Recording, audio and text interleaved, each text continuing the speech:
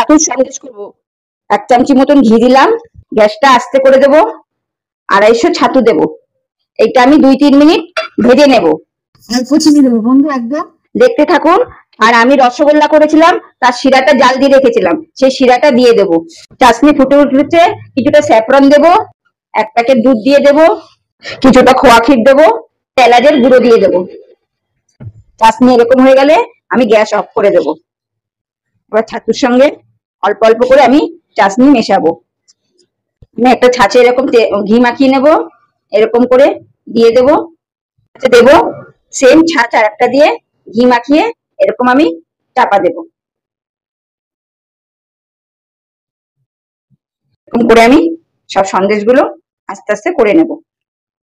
উপর থেকে আমি কাজু বাদাম ও নারকেলের ডাস্ট করেছি, সেটা দিয়ে দেবো।